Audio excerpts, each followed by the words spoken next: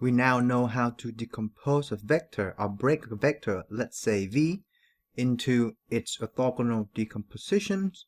In this case, it's a Cartesian coordinate. So we break the vector v into I component, j component, and k component. Let's take a look at another way that we can write this vector. And this way is related to a matrix format. Let's take a look on the left hand side.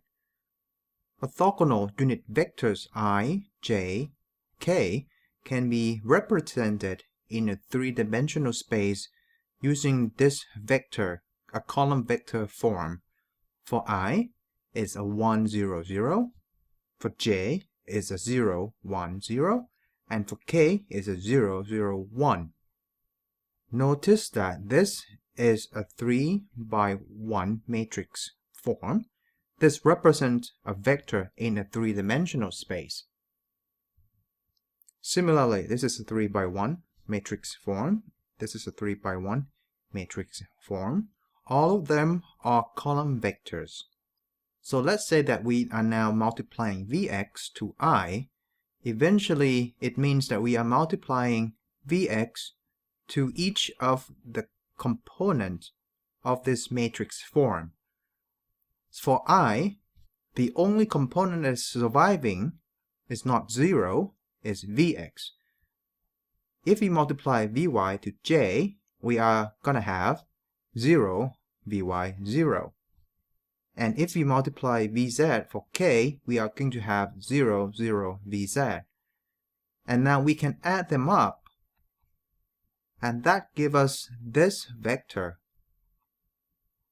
V is written in the form of Vx, Vy, Vz.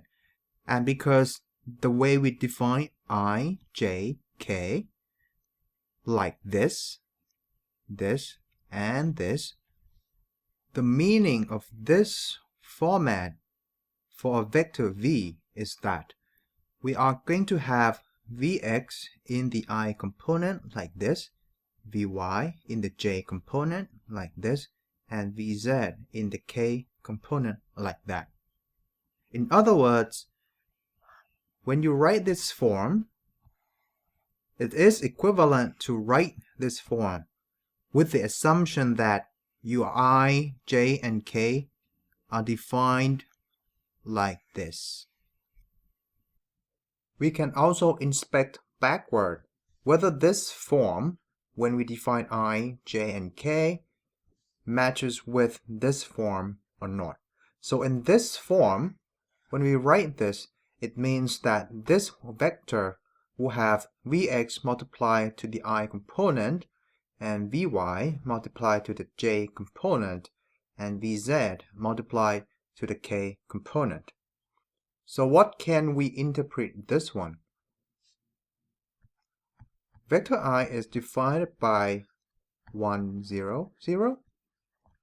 So this means that we have 1 multiplied to I, and we have 0 multiplied to j, and 0 multiplied to k. 0 for j is gone, 0 for k is also gone, so you're left with I. Now you see that the way we define I, j, and k is consistent with the definition that we give to this format. So the whole thing is self-consistent. To enforce your learning, write, comment, or share what you have learned today and hashtag PhysicsLitUp. And subscribe to Physics Lit Up for the next video.